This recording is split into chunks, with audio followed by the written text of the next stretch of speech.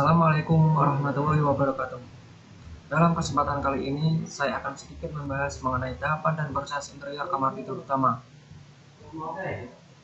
Dalam konsep desain interior kamar tidur utama, yang pertama yaitu ada tujuan perancangan.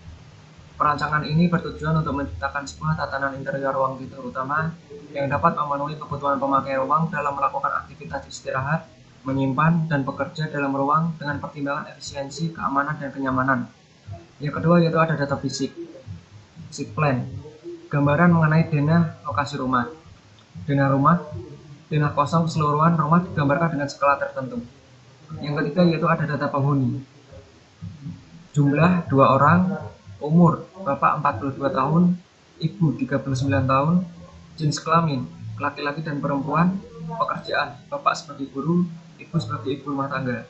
Hobi yang dikerjakan dalam kamar yaitu membaca, warna favorit putih dan abu-abu. Yang keempat yaitu ada keinginan klien. Penataan ruang seoptimal mungkin, aktivitas bekerja, beristirahat, dan hobi terakomodasi, suasana ruang yang hangat dan nyaman, gaya yang diinginkan minimalis. Yang kelima yaitu ada upaya pencapaian. Memenuhi keinginan klien seoptimal mungkin. Klien dapat merasakan kenyamanan dan kehangatan dengan pengelolaan elemen pembentuk ruang, tata kondisi, dan pemilihan warna yang menunjang. Aktivitas istirahat, bekerja, dan mengerjakan hobi dapat terakomodasi dengan pengelolaan zoning, sirkulasi, dan tata letak parabot yang tepat. Yang keenam yaitu ada aktivitas penghuni dan fasilitas di ruang tidur. Tidur membutuhkan tempat tidur, menyimpan pakaian, membutuhkan almari pakaian, bekerja atau membaca membutuhkan meja kerja. Dan yang ketujuh yaitu ada pengadaan parabot. Pengadaan parabot di sini akan dilakukan dengan pesan sesuai dengan desain yang diinginkan. Dan yang kedelapan yaitu ada sirkulasi atau arus kegiatan. Arus antar kegiatan yang berhubungan langsung harus lancar, efisien, dan tidak terhalang. Pada arus kegiatan ini terdapat yang pertama yaitu masuk, selanjutnya berganti pakaian atau berpakaian, selanjutnya bekerja, selanjutnya tidur, dan yang terakhir yaitu keluar. Yang kesembilan di sini ada zoning atau pendaerahan. Secepat mungkin almari pakaian dekat dengan pintu masuk ruangan. Tempat tidur sebagai pusat kegiatan bisa dicapai dengan mudah dari segala arah. Posisi tempat tidur diusahakan tidak berhadapan langsung dengan pintu masuk. Posisi meja diusahakan dekat dengan jendela untuk memanfaatkan cahaya alami. Yang ke-10 yaitu ada denah ruang tidur. Pengelolaan denah disesuaikan dengan alternatif unit yang terpilih. Dengan alasan aktivitas lancar dan efisien, pengolahan parabot sesuai dengan fungsinya, ruang tampak luas, kebutuhan ruang dapat terakomodasi, fasilitas dan yang fungsinya saling berhubungan letaknya berdekatan. Yang ke-11 yaitu ada elemen pembentuk ruang. Elemen pembentuk ruang di sini ada lantai, dinding, dan plafon. Untuk yang pertama yaitu lantai. Kriteria yang diinginkan yaitu mudah dibersihkan, banyak pilihan warna dan ukuran, harga terjangkau, kesan bersih dan mengkilat. Yang kedua yaitu dinding. Dinding yang dipakai yaitu tembok atau batu bata dengan dilapis penutup dinding yang memberi kesan hangat. Kriteria penutup dinding yang diinginkan yaitu menunjang suasana hangat, banyak pilihan motif dan warna, perawatan mudah, harga terjangkau. Yang ketiga yaitu ada plafon. Kriteria yang diinginkan yaitu awet, kuat anti bocor, pemeliharaan mudah, mendukung suasana hangat dan teduh, indah, mudah dibentuk, pola sesuai keinginan.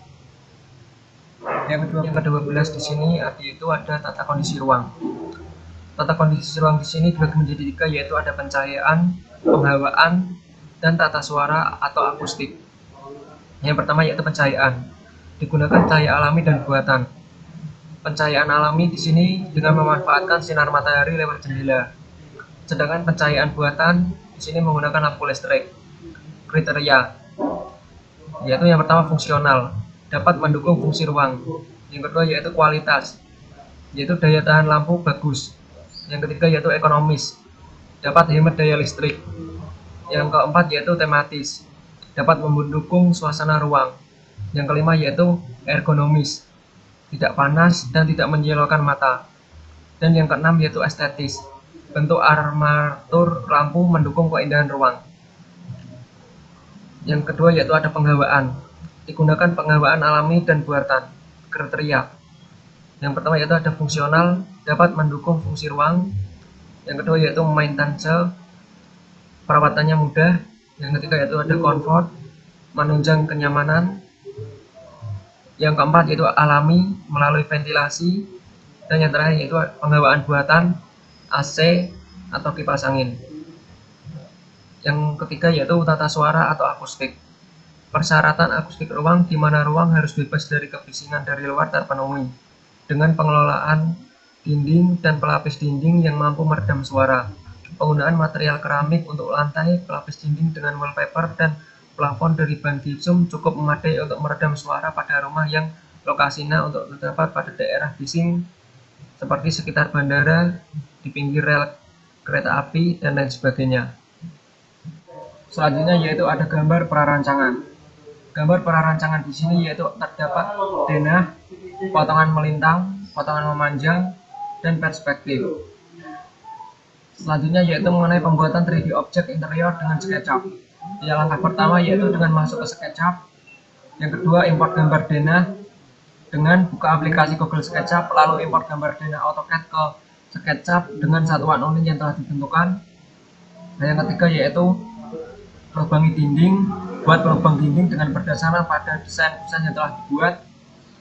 Lalu yang keempat yaitu membuat komponen pintu dan jendela. Buat komponen pintu dan jendela yang dengan menggunakan SketchUp yang mengacu ke denah tadi. Yang kelima yaitu dengan meletakkan komponen pintu dan jendela. Letakkan objek kusen pintu dan jendela ke lubang tembok yang sudah dibuat berdasarkan pada desain kusen yang telah dibuat. Dan yang terakhir yaitu tambahkan perabot. Dengan meletakkan objek perabot yang telah dibuat berdasarkan pada desain denah yang telah dibuat. Selanjutnya yaitu mengenai material 3D objek. Pemilihan material. Pada tahapan inilah kita memulai menentukan bahan material yang cocok untuk kita aplikasikan ke dalam objek yang telah direhab ataupun kita buat, seperti memilih material cat, memilih material lantai, plafon, kaca, dan lain sebagainya. Selanjutnya yaitu mengenai estimasi biaya interior. Untuk membuat tabel RAB tersebut, yang perlu kita lakukan yaitu langkah pertama yaitu data dan susun kebutuhan yang akan dipakai. Yang kedua yaitu hitung volume dari macam-macam bahan. Yang ketiga yaitu tentukan dan analisis satuan. Dan yang keempat yaitu totalkan jumlah anggaran RAB. Sekian dari pembahasan saya kali ini. Mohon maaf apabila ada salah-salah kata. Wassalamualaikum warahmatullahi wabarakatuh.